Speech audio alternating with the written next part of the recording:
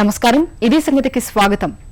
వాహన చోదకుల నిర్లక్ష్యం, రోజురోజుకి విపరీతంగా పెరిగిపోతున్న వాహనాల సంఖ్య, రహదారి నిర్మాణంలో లోపాలు, రోడ్లపై యథేచ్ఛగా తిరుగుతున్న కాలం చెల్లిపోయిన వాహనాలు, రహదారులపై మరణ మృదంగా మోగిస్తున్న ప్రమాదాలకు కారణాలేమైనా ఏటా లక్షలాది మంది జీవితాలు మధ్యలోనే ఆగిపోతున్నాయి. అనేక మంది క్షతగాత్రులై జీవోత్సవాల్లా బతుకుబండిని నెట్టుకు రావాల్సిన పరిస్థితులు ఏర్పడుతున్నాయి. 99% రోడ్డు ప్రమాదాలకు వాహనదారుల అలసత్వమే కారణమంటూ అనేక అధ్యయనాలు ఘోషిస్తున్నాయి. అయినా ప్రజల్లో మార్పు రావడం లేదు. అందుకే రహదారి భద్రతపై ఎన్నో అవగాహన కార్యక్రమాలు చేపట్టిన అధికారులు ప్రజల్లో అవగాహన పెంచేందుకు కొత్త దారులు వెతుకుతున్నారు. అందులో భాగంగానే సీసీ కెమెరాల్లో రికార్డైన ప్రమాద చిత్రాలను చోదకులకు చూపిస్తున్న సైబరాబాద్ పోలీసులు అప్రమత్తంగా ఉండాల్సిన ఆవశ్యకతను గుర్తు చేస్తున్నారు. 5 నెలలుగా వారు చేస్తోన్న ఈ కార్యక్రమం లక్ష్యం ఒక్కటే, అదే రోడ్డు ప్రమాదాలను నివారించటం.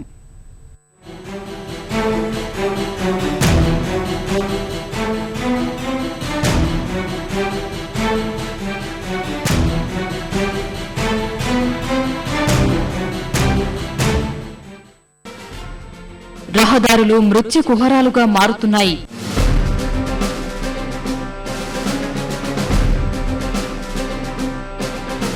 దేశంలో నిమిషానికో రోడ్డు ప్రమాదం జరుగుతోంది.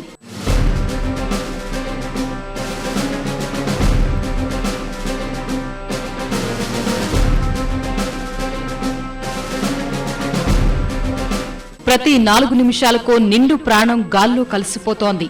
వాహనాలు నడిపే వాళ్ల మూలంగా ఎన్నో సమస్యలు వస్తున్నాయి. ఎందరెందరి ప్రాణాలు గాల్లో కలుస్తున్నాయి. ఇప్పుడు మనం చూడబోయే దృశ్యాలు ఇందుకు ప్రత్యక్ష సాక్ష్యాలు. జాతీయ రహదారుల నుంచి గల్లీ రోడ్ల వరకు ఇదే పరిస్థితి. పట్టణాలు పల్లెసీమలో అన్న తేడా లేకుండా నమోదవుతున్న రహదారి ప్రమాదాల గణాంకాలు ఆందోళన కలిగిస్తున్నాయి. రహదారులపై చోటు చేసుకుంటున్న దుర్ఘటనల వల్ల ప్రపంచంలోని అన్ని దేశాల కంటే మన దేశంలోనే అధిక మరణాలు సంభవిస్తున్నాయంటే దేశీయ రోడ్లపై మరణ మృదంగం ఏ స్థాయిలో మోగుతోందో అర్థం చేసుకోవచ్చు.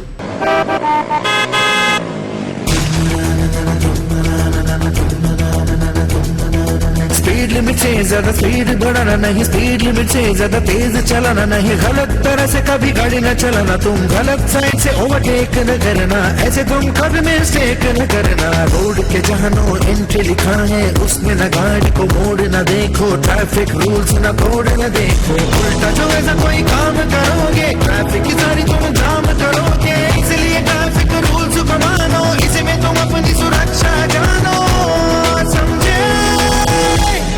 ఏ భాయ్ జరా దేఖ్కే చలో. ప్రపంచవ్యాప్తంగా అత్యధిక శాతం మందిని పొట్టన పెట్టుకుంటున్న అనారోగ్యం, ప్రకృతి విపత్తులు వంటి కారణాల్లో రోడ్డు ప్రమాదాలు 8వ స్థానంలో ఉందంటే రహదారి రక్కసి సృష్టిస్తోన్న బీభత్సం ఏ స్థాయిలో ఉందో అర్థం చేసుకోవచ్చు. 15 నుంచి 29 ఏళ్ల మధ్య ఉన్న వారిలో అత్యధిక శాతం మంది రహదారి దుర్ఘటనల వల్లే ప్రాణాలు కోల్పోతున్నారు. ప్రతిరోజు 3400 మంది రహదారి ప్రమాదాల్లో ప్రాణాలు కోల్పోతున్నారని ప్రపంచ ఆరోగ్య సంస్థ గణాంకాలు వెల్లడిస్తున్నాయి. రహదారులు ఈ స్థాయిలో అమాయకుల ప్రాణాలను బలి తీసుకుంటున్నాయంటే ఇక క్షతగాత్రులవుతున్న వారు ఎంతమంది ఉంటారో ఊహించుకోవచ్చు. ఇలా ఏటా ప్రమాదాలు, మరణాల అంకెలు అన్నీ ఎప్పటికప్పుడు పెరుగుతూనే ఉన్నాయి.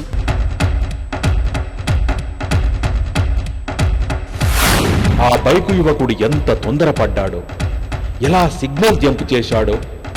ప్రమాదానికి చేరువై ఆర్టీసీ డ్రైవర్ అప్రమత్తత వల్ల బయటపడ్డాడు. కొంచెం తేడా వచ్చి ఉంటే కన్ను మూసి తెరిచేలోగా సీన్ మారిపోయేదే కదా. మరి అంత స్పీడు అవసరమా? ఇలా సిగ్నల్ జంప్ అనివార్యమా? మీరే ఆలోచించండి. ట్రాఫిక్ నిబంధనలు పాటించండి. రహదారి ప్రమాదాల వల్ల చోటు చేసుకుంటున్న మరణాలు ప్రపంచంలోని అన్ని దేశాల కంటే భారత్లోనే అధికంగా ఉన్నాయని WHO నివేదికలు స్పష్టం చేస్తున్నాయి. 2013లో దేశవ్యాప్తంగా 1,40,000 మంది రోడ్డు ప్రమాదాల్లో మరణించారని జాతీయ నేర గణాంక సంస్థ తేల్చింది. దేశీయ రోడ్లపై ప్రతి గంటకు 14 మంది మరణిస్తున్నారంటే మరణ మృదంగం ఏ స్థాయిలో మోగుతుందో అర్థం చేసుకోవచ్చు. మొత్తం ప్రమాదాల్లో 40% కార్లు, ద్విచక్ర వాహనాల కారణంగానే జరుగుతున్నాయి.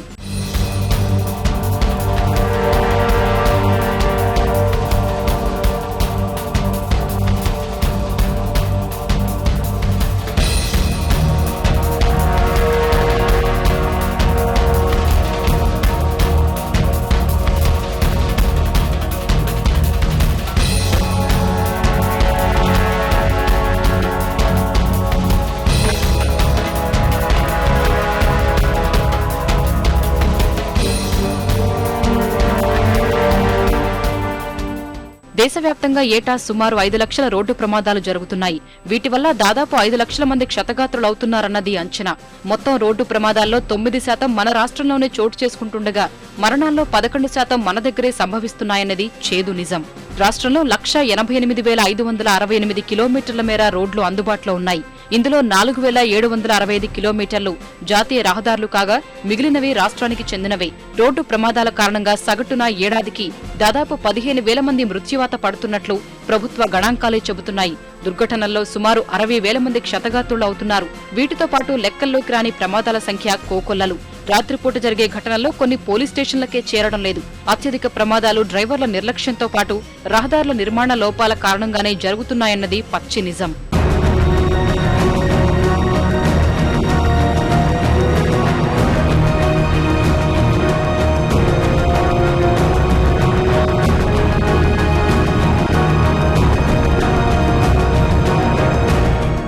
జాతీయ రహదారులపై నిర్మాణ లోపాలు ప్రయాణికుల పాలిట శాపంగా మారుతున్నాయి. కొన్ని చోట్ల సూచికలు లేకపోవడం, డివైడర్లు ఏర్పాటు చేయడంలో నిర్లక్ష్యం, జాతీయ రహదారులతో లింక్ రోడ్లను అనుసంధానం చేయడంలో కొరవడిన ముందుచూపు ఏటా అనేక మందిని బలి తీసుకుంటోంది. దాదాపు అన్ని జాతీయ రహదారులపై ఎప్పుడు ఏ వైపు నుంచి ఏ వాహనం దూసుకువస్తోందో తెలియని పరిస్థితి రహదారులు రక్తమూడేలా చేస్తోంది. రోడ్డు ప్రమాదాలకి రహదారి నిర్మాణ లోపాలు ఓ కారణమే అయినా ప్రయాణంలో జాగ్రత్తగా వ్యవహరిస్తే ప్రమాదాలు జరిగే సమస్య ఉండదు. ఈ విషయాన్ని వాహన చోదకులు విస్మరిస్తున్నారు. మితిమీరిన వేగం, మద్యం సేవించి వాహనం నడపడం, వాహనం నడిపేటప్పుడు మనిషో చోట మనసో చోట అన్నట్లుగా వ్యవహరించడం ఎంతో మంది జీవితాలను చిదిమేస్తోంది. క్షణకాలం నిర్లక్ష్యానికి నిండు 100 ఏళ్ల జీవితం బలవుతోంది.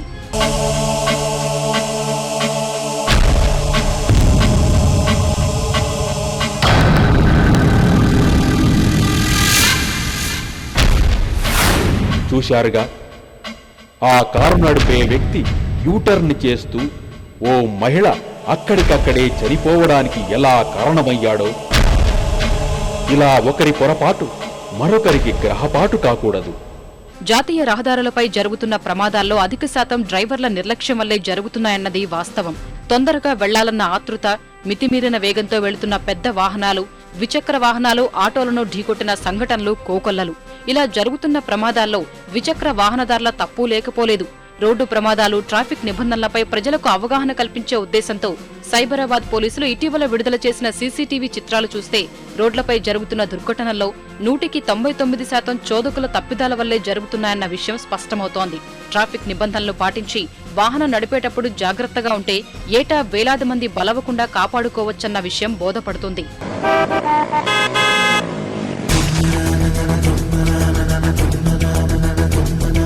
स्पीड लिमिट से ज्यादा स्पीड बढ़ाना नहीं, स्पीड लिमिट से ज्यादा तेज चलाना नहीं, गलत तरह से कभी गाड़ी न चलाना, तुम गलत साइड से ओवरटेक न करना, ऐसे तुम कभी मिस्टेक न करना। रोड के जहाँ नो एंट्री लिखा है उसमें न गाड़ी को मोड़ न देखो, ट्रैफिक रूल्स न तोड़ न देखो, उल्टा जो ऐसा कोई काम करोगे ट्रैफिक की सारी तुम जाम करोगे, इसलिए ट्रैफिक रूल्स को मानो, इसी में तुम अपनी सुरक्षा जानो, समझे? ए भाई जरा देख के चलो। హైదరాబాద్ మహానగరంలో జరుగుతున్న ప్రమాదాలన్నింటికీ కారణం ట్రాఫిక్ నిబంధనలు పాటించకపోవడమే. పారడైజ్, పాట్నీ సెంటర్, ఎస్ఆర్ నగర్, చాదర్ఘాట్, ఎల్బీ నగర్, ఉప్పల్ వంటి ప్రధాన చౌరస్తాలు నిత్యం రక్తమోడటానికి డ్రైవర్ల నిర్లక్ష్యమే ప్రధాన కారణం. రహదారి భద్రత, ప్రయాణంలో తీసుకోవాల్సిన జాగ్రత్తలపై ప్రజలకు అవగాహన కల్పించేందుకు అధికారులు నిత్యం కృషి చేస్తూనే ఉన్నారు. అలాంటి కార్యక్రమంలో భాగంగానే సైబరాబాద్ పోలీసులు ప్రత్యేకంగా మొబైల్ బస్ ఏర్పాటు చేసి వాహన చోదకుల్లో అవగాహన పెంచే ప్రయత్నం చేస్తున్నారు. విద్యార్థులు, ఆటో డ్రైవర్లు, క్యాబ్ డ్రైవర్లకు సీసీ కెమెరాల్లో రికార్డైన ప్రమాదాలను చూపిస్తూ జాగ్రత్తగా ఉండాల్సిన ఆవశ్యకతను గుర్తు చేస్తున్నారు. ట్రాఫిక్ రూల్స్ మనమందరం ఫాలో కావాలి, అలవాటు చేసుకోవాలి ట్రాఫిక్ రూల్స్ ఫాలో అవ్వడం. దానివల్ల మనము, మన పిల్లలు, సొసైటీ అందరికీ బాగుంటుంది అనమాట. చూస్తున్నారు కదా accidents, over speed, negligence driving ఎలా జరుగుతున్నాయి. యాక్సిడెంట్ జరిగిన తర్వాత ఇబ్బంది పడకంటే ముందే జాగ్రత్త ఉండాలి. ఇది చాలా ఇంపార్టెంట్ అండి. మెయిన్ ఇది డ్రైవర్స్ అందరికీ, ఎందుకంటే వాళ్ళు సాధారణంగా చూస్తుంటారు కానీ మైండ్లోకి ఎక్కదు. ఇది చూడడం వల్ల మాత్రం సినిమా చూసినట్టు అర్థమయ్యాలి క్లియర్గా. మ్యాక్సిమం 99% ఆ ఫాలో అవుతారని చూస్తున్నాను వాటి. నేను ఇక్కడ ట్రాఫిక్ కానిస్టేబుల్స్ మాకు ఈ యాక్సిడెంట్లు ఎలా అవుతాయో అది చూపించాడు. దానివల్ల మాకు అవగాహన వచ్చింది. బాగా డ్రైవింగ్ బాగా సేఫ్టీగా ఎలా నడపాలని తెలిసింది. వాళ్ళు చూపించేది, వాళ్ళు చెప్పేది కూడా కొంచెం మాకు కొంచెం బాగా అర్థమైంది. Live accidents clippings plus short films Cyberabad traffic police తరఫున తయారు చేసిన షార్ట్ ఫిలిమ్స్ వాళ్ళకి రోజు చూపిస్తున్నాము. దానివల్ల ప్రతిరోజు వాళ్ళకి ట్రాఫిక్ పట్ల అవగాహన, ట్రాఫిక్ రూల్స్, ఏం చేయాలి, రోడ్డు మీద ఎలా నడపాలి, cell phone driving, wrong parking, wrong entry, over speed, signal jumping, వీటి గురించి ఇంకా మిగతా ట్రాఫిక్ సంబంధించిన ప్రతి విషయం వాళ్ళకి వివరిస్తున్నాము. అధికారుల కృషికి ప్రజల చైతన్యం కూడా తోడైతే రహదారి ప్రమాదాలను తగ్గించడం పెద్ద కష్టమేమీ కాదు. ట్రాఫిక్ నిబంధనలు పాటించి రోడ్లపై జాగ్రత్తగా ఉంటే మనతో పాటు పక్కవారు సురక్షితంగా ప్రయాణించే వీలు కలుగుతుంది. అందుకే నిర్లక్ష్యాన్ని వీడండి. వేగం కన్నా ప్రాణం మిన్నా అన్న విషయాన్ని గుర్తించండి. రహదారి ప్రమాదాలను నివారించండి. జాగ్రత్తగా వాహనాలు నడపండి, ప్రమాదాలను నివారించండి.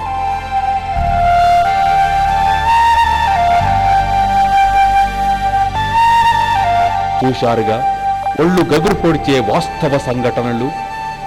ఈ సన్నివేశాలు మనకు గుణపాఠాలు కావాలి.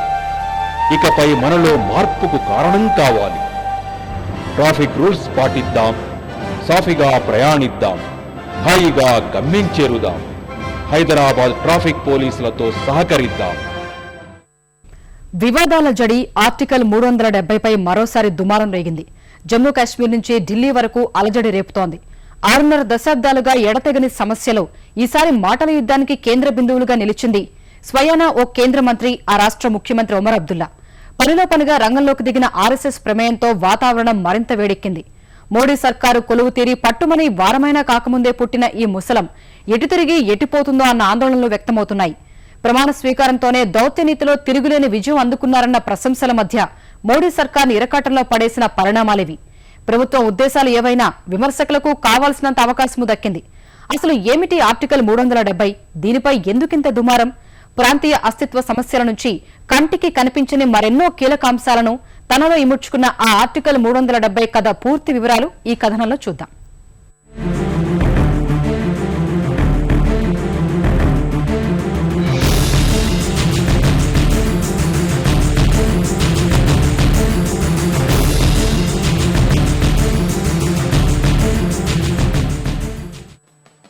ఆర్టికల్ 370 6.5 దశాబ్దాల స్వతంత్ర భారతంలో విరామమిరుగని వివాదాలకు కేంద్ర బిందువు.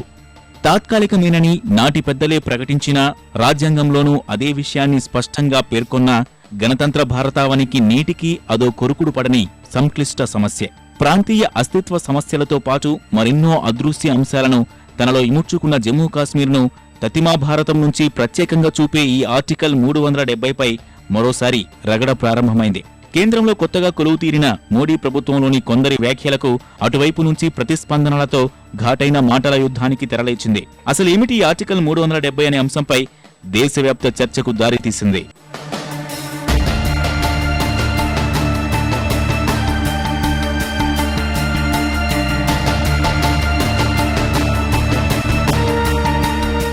మోడీ ప్రభుత్వం కొలువుదీరి పట్టుమని వారం రోజులైనా కాకముందే రేగిన ఈ వివాదం జాతీయ రాజకీయాల్లో కలకలం సృష్టిస్తోంది. జమ్మూ కాశ్మీర్కు ప్రత్యేక ప్రతిపత్తి ఇచ్చిన ఈ ఆర్టికల్ 370పై చర్చ జరగాలన్న కేంద్ర మంత్రి జితేంద్ర సింగ్ వ్యాఖ్యలు, అందుకు కాశ్మీర్ ముఖ్యమంత్రి ఒమర్ అబ్దుల్లా తదితరుల నుంచి ధీటైన ప్రతిస్పందనలు పుట్టించిన వేడి అంతా ఇంతా కాదు. అసలే సున్నితమైన పరిస్థితులుండే జమ్మూ కాశ్మీర్ అంతటా సాధారణంగానే ఈ మాటల యుద్ధం కాస్త అలజడికి కారణమైంది. గొడవ చినికి చినికి గాలివానగా మారితే ఆ పరిణామాలు ఎటు దారి తీస్తాయోనని ఆందోళన మొదలైంది. అలానే देखिए, हमारा हमेशा ये मानना रहा है, विश्वास रहा है कि अनुच्छेद 370 हटना चाहिए, परंतु लोकतांत्रिक मूल्यों का सम्मान करते हुए ही प्रधानमंत्री श्री नरेंद्र मोदी जी ने ये कहा है कि इस पर चर्चा तो कर लीजिए। यदि आप चर्चा भी ना करेंगे और इसको एक मनोवैज्ञानिक हवा बना करके रखेंगे तो नवयुवक के मस्तिष्क में, उसकी मानसिकता पर यह लगता है कि नामालूम इससे क्या हो जाएगा, बल्कि जबकि वास्तविकता ये है, हकीकत ये है कि अनुच्छेद 370 को जब संविधान में लाया गया था और इसके सबसे ज्यादा इसकी पैरवी करने वाले तत्कालीन प्रधानमंत्री पंडित जवाहरलाल नेहरू जी का स्वयं ये कहना था कि अस्थायी है, टेम्पररी है, और संविधान में भी लिखा हुआ है temporary provision for Jammu and Kashmir. और अपने मृत्यु से कुछ मास पहले सन 1964 में तत्कालीन प्रधानमंत्री नेहरू जी ये स्वयं बात कह भी चुके हैं कि मैं समझता हूं कि अब इस अनुच्छेद को हट जाना चाहिए, इसकी आवश्यकता नहीं रही। आर्टिकल 370 को आप तब तक हटा नहीं सकते जब तक कि आप कॉन्स्टिट्यूएंट असेंबली जो है उसको नए सिरे से कायम नहीं करते हैं। कॉन्स्टिट्यूएंट असेंबली ने जम्मू कश्मीर का जो हिंदुस्तान के साथ इल्हाक हुआ उसको जो है मंजूरी दी। अगर आप नए सिरे से इस सवाल को खोलना चाहते हैं तो बिस्मिल्लाह करके लाइए ना कॉन्स्टिट्यूएंट असेंबली, हम भी आपसे बात करेंगे। लेकिन जहां पे आप मतलब हमारे रिश्तों को और ज्यादा मजबूत करना चाहते हैं, ये मजबूत करने का तरीका नहीं है, ये यहाँ के लोगों को और ज्यादा दूर धकेलने का तरीका है, जो कि आप खुद बहुत जल्दी समझ जाएंगे। बाकी मैं बीजेपी की जो सियासी जो मजबूरियां हैं वो मैं समझ सकता हूँ, लेकिन जरा वो अपने बाकी वादों पर जरा पहले अमल करें। यहाँ पे उनका सबसे पहला हमला जम्मू कश्मीर के खिलाफ किया। ఇదే అంశం జమ్మూ కాశ్మీర్లో రాజకీయంగానూ వేడి పుట్టించింది. జమ్మూ నుంచే వచ్చిన జితేంద్ర సింగ్ వ్యాఖ్యలై అక్కడి నుంచి మిశ్రమ స్పందనలు వచ్చాయి. దీనిపై ఎలాంటి తొందరపాటు చర్యనైనా ధీటుగా ఎదుర్కొంటామన్న నేషనల్ కాన్ఫరెన్స్ ఆందోళన బాటకు సిద్ధమవుతుంటే మంత్రి వ్యాఖ్యలు విభజనను ప్రోత్సహించేలా ఉన్నాయని పీడీపీ అధ్యక్షురాలు మెహబూబా ముఫ్తీ సైతం అభ్యంతరం వ్యక్తం చేశారు. మరోవైపు ఈ వివాదంపై కమలనాథులు కూడా నష్ట నివారణ చర్యలు చేపట్టారు. నా వ్యాఖ్యలు వక్రీకరించారంటూ జితేంద్ర సింగ్ ఒక ప్రకటన కూడా విడుదల చేశారు. కానీ అప్పటికే జరగాల్సిందంతా జరిగిపోయింది. మీడియాతో స్వయంగా మంత్రి చెప్పిన మాటలు, వాటికి విపక్షాల స్పందనతో వారి చేతుల్లోనూ ఏం లేకపోయింది. దానికి తోడు రాష్ట్రీయ స్వయం సేవక్ సంఘ్ కూడా రంగప్రవేశం చేయడం, ఒమర్పై తీవ్ర స్థాయిలో విరుచుకుపడడం వారిని మరింత ఇరకాటంలో పడేసింది. ప్రస్తుత వివాదం సంగతి అటుంచితే అసలు మొదట్నుంచి ఆర్టికల్ 370 ఎందుకింత సంక్లిష్టం అంశంగా ఉంది? స్వతంత్రం వచ్చిన కాలం నుంచి అపరిష్కృతంగానే ఎందుకు మిగిలిపోయింది? నిజానికి ఈ సందేహాల వెనుక ఆసక్తికరమైన కథ ఉంది. 1947 ఆగస్టు 15న తెల్లదొరల పరాయి పాలన నుంచి సువిశాల స్వతంత్ర భారతావని త్రివర్ణ పతాకం రెపరెపలాడిన రోజది. స్వతంత్రమైతే వచ్చినా నేడున్నంత భౌగోళిక స్పష్టమైన చిత్రం మాత్రం అప్పుడు లేదు. ఎవరి సంస్థానం వారిది, ఎవడి రాజ్యం వారిదిగా మొత్తం 540 చిన్న చిన్న సంస్థానాలుగా ఉంది దేశం. జమ్మూ కాశ్మీర్ కూడా అలాంటి స్వతంత్ర సంస్థానమే. అదే దాని పాలిట శాపమైంది. జనాభారీత్యా ముస్లింలే అధికమన్న సాకు చూపి కాశ్మీర్ను తమకు ఇచ్చేయాలని ప్రతిపాదించారు పాక్ సృష్టికర్త మహ్మద్ అలీ జిన్నా. వ్యూహాత్మక ఆ ప్రాంతాన్ని ఎలాగైనా దక్కించుకోవాలని చైనా, రష్యా అవకాశం కోసం ఎదురుచూస్తూ కూర్చున్నాయి. వాటికి తోడు గిరిజన ప్రాంతాల నుంచి మెరుపుదాడులు మొదలయ్యాయి. ప్రశాంత రాష్ట్రం కాస్త అల్లకల్లోలంగా మారిపోయింది.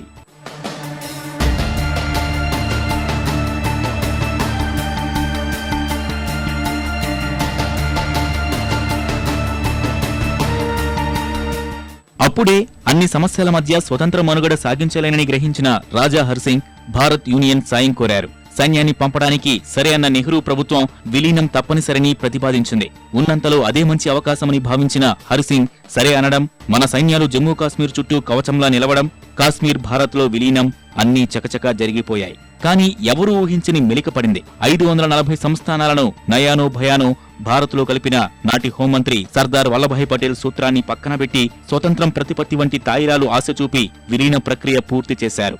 రాజ్యాంగంలో 370వ అధికరణం ద్వారా జమ్మూ కాశ్మీర్కు దేశంలో ఏ రాష్ట్రానికి లేని విధంగా స్వయం ప్రతిపత్తి ఇచ్చేశారు. తద్వారా దాని కొనసాగింపుగా జమ్మూ కాశ్మీర్ ప్రత్యేక హక్కుల కల్పన కోసం జరిగిందే 1952 ఢిల్లీ ఒప్పందం. జమ్మూ కాశ్మీర్ రాష్ట్రంతో భారత్ ఈ ఒప్పందం చేసుకున్నట్లు పేర్కొనడం సమస్యలో చిక్కుముళ్లకు పరాకాష్ట. ఇక్కడే మరో కీలక సమస్య ఉంది. అదే వేర్పాటువాదం. విలీన ఒప్పందం ప్రకారం స్వయం ప్రతిపత్తి అమలైతే ఎలాంటి గొడవ లేనట్టే. కానీ ఆ రాష్ట్రం అగ్నిగుండం అవడానికి అసలు కారణం మరోటి ఉంది. కాశ్మీర్ లోయ, జమ్మూ, లదాఖ్ అనే 3 ప్రాంతాలుగా ఉన్న ఆ రాష్ట్రంలో సంఖ్యాపరంగా ముస్లిం జనాభానే ఎక్కువ. కానీ విలీన ఒప్పందం చేసుకున్న రాజా హర్సింగ్ ముస్లిమేతరుడు. ఫలితం మెజారిటీ ప్రజల అభిప్రాయాలను తెలుసుకోకుండా జరిగిన ఒప్పందాన్ని ఎలా సహిస్తామన్న అసంతృప్తి నుంచి వచ్చిందే వేర్పాటువాదం. మొదట్లో దాని ప్రభావం అంతగా లేకున్నా పాక్ దొంగచాటు మంతనాలతో ఆ ఉద్యమం బలం పుంజుకుంటూ వచ్చింది. 1947కు ముందు కాశ్మీర్ స్వతంత్ర దేశమని, ఇప్పుడు అదే ప్రతిపత్తి కావాలని వేర్పాటువాదుల ప్రధాన డిమాండ్. ఫలితంగానే ఇక్కడ ఎవరైనా ఆర్టికల్ 370పై గట్టిగా మాట్లాడితే అక్కడ వేర్పాటువాద శక్తులు విజృంభిస్తూ ఉంటాయి. కేంద్ర మంత్రి జితేంద్ర సింగ్ వ్యాఖ్యలు విభజనను ప్రేరేపిస్తాయన్న పీడీపీ అధినేత్రి మెహబూబా ముఫ్తీ అభిప్రాయాన్ని అర్థం చేసుకోవాల్సింది ఈ కోణంలోనే. నాటి జమ్మూ కాశ్మీర్ సంస్థానాధిపతి రాజా హరిసింగ్, తొలి ప్రధాని జవహర్లాల్ నెహ్రూ మధ్య జరిగిన ఒప్పందం ఫలితంగా రాజ్యాంగ సభ సాక్షిగా ఆ రాష్ట్రానికి అనేక ప్రత్యేక వెసులుబాట్లు దక్కలు పడ్డాయి. వాస్తవానికి ఆర్టికల్ 370ని తాత్కాలిక నిబంధనగా కాక రాజ్యాంగంలో అంతర్భాగంగా చేర్చాలని అప్పటి జమ్మూ కాశ్మీర్ ప్రధాని షేక్ అబ్దుల్లా ఎంతో ప్రయత్నం చేశారు. కానీ నాటి కేంద్ర ప్రభుత్వం అందుకు సమ్మతించక ఆర్టికల్ 370ని తాత్కాలిక నిబంధనగానే కొనసాగిస్తోంది. ఈ ఆర్టికల్ 370 ప్రకారం రక్షణ, విదేశీ వ్యవహారాలు, ఆర్థిక, సమాచార, ప్రసారాలు వంటి అంశాలు మినహా మన చట్టాలేవి అక్కడ వర్తించావు. వీటి పరిధిని దాటి ఏ విషయంలో ఏం చేయాలన్నా భారత ప్రభుత్వం జమ్మూ కాశ్మీర్ ప్రభుత్వాన్ని సమ్మతిలోకి తీసుకోవాలి. బొమ్మర్ తదితరులు చెబుతున్నట్లు స్థానికుల ఆస్తులు, హక్కుల పరిరక్షణ కోసం ఇది బాగానే పనిచేసిన అభివృద్ధి కార్యక్రమాలకు సంబంధించి మాత్రం తీవ్ర ప్రతికూలంగా మారిందనేది ఆర్టికల్ 370ని విమర్శించే వారి మాట. భాజపా నాయకత్వం కూడా ఇదే విషయంలో తరచూ స్థానిక నాయకత్వంతో విభేదిస్తూ వార్తల్లో నిలుస్తూ వస్తోంది. ఆర్టికల్ 370 ప్రకారం జమ్మూ కాశ్మీర్ వాసులందరికీ ప్రత్యేక చట్టాలుంటాయి. పౌరసత్వం, యాజమాన్యం, ఆస్తులు, ప్రాథమిక హక్కులు వంటి అంశాల్లో నేటికీ కాశ్మీర్ ప్రత్యేకమే. వీటి ఫలితంగానే జమ్మూ కాశ్మీరేతరులు అక్కడ ఆస్తులు కొనడానికి అనర్హులు. అంతేకాక ఆర్టికల్ 370 ప్రకారమే అక్కడ ఆర్థిక అత్యవసర స్థితిని ప్రకటించే అధికారము మన కేంద్రానికి లేదు. పొరుగు దేశాల దాడులు, యుద్ధం సమయంలో మాత్రమే అక్కడ అత్యవసర పరిస్థితి ప్రకటించే వీలుంది. అంతేగాని అంతర్గత సమస్యలు, ప్రమాదాల పేరు చెప్పి అక్కడి వారి అనుమతి లేకుండా ఎలాంటి అత్యవసర పరిస్థితిని ప్రకటించే అధికారం మాత్రం మన కేంద్ర ప్రభుత్వానికి లేదు. ఒక రకంగా చూస్తే గణతంత్ర భారతంలో జమ్మూ కాశ్మీర్ మరో బుల్లి గణతంత్రమన్నమాట. స్వతహాగానే జాతీయవాద భావజాల పార్టీ అయిన భాజపా ఆర్టికల్ 370ని తీవ్రంగా వ్యతిరేకించడానికి అసలు కారణం అదే. ఆర్టికల్ 370పై భాజపా పూర్తిగా వ్యతిరేక వైఖరి ప్రకటించకపోయినా సందర్భం వచ్చినప్పుడల్లా వారి నాయకులు ఈ అంశాన్ని లేవనెత్తడం వెనుక మరో ముఖ్యమైన కారణం కూడా ఉంది. కారణం వారి మాతృ సంస్థ జనసంఘ్ వ్యవస్థాపకుడు డాక్టర్ శ్యామ్ ప్రసాద్ ముఖర్జీ. జమ్మూ కాశ్మీర్ కూడా ఆర్టికల్ 370 కింద ఇచ్చిన ప్రత్యేక ప్రతిపత్తిపై గణతంత్రంలో గణతంత్రమా అని నిలదీస్తూ 1950లో జవహర్లాల్ నెహ్రూ మంత్రివర్గం నుంచి బయటకు వచ్చిన శ్యామ్ ప్రసాద్ ముఖర్జీ అప్పట్లో భారీ ఉద్యమాన్ని నిర్మించారు. కలిసి వచ్చే వారితో ప్రజా పరిషత్ను స్థాపించి ప్రత్యేక ప్రతిపత్తిని రద్దు చేయాలని డిమాండ్ చేశారు. అక్కడి ప్రభుత్వం పోలీస్ చర్యతో పరిషత్ కార్యకర్తలు లాఠీ దెబ్బలు తిన్నారు. ఆందోళనల్లో అరెస్టై జైళ్లకు వెళ్లారు. ఇలా ఉద్యమం తీవ్ర స్థాయిలో ఉన్న సమయంలో 1952లో శ్యామ్ ప్రసాద్ ముఖర్జీని అరెస్టు చేసింది షేక్ అబ్దుల్లా ప్రభుత్వం. ఆ గృహ నిర్బంధంలో ఉండగానే 1953లో ఆయన గుండెపోటుతో ప్రాణాలు కోల్పోయారు. అప్పట్నుంచి దశలవారీగా ఆర్టికల్ 370పై సందర్భం వచ్చిన ప్రతిసారి అలజడులు రేగుతూనే ఉన్నాయి. కాశ్మీర్ స్థానిక నాయకత్వం, జాతీయ నేతల మధ్య మాటల యుద్ధాలు కొనసాగుతూనే ఉన్నాయి. మరిన్ని వివరాలతో రేపటి ఇది సంగతిలో కలుసుకుందాం. నమస్కారం.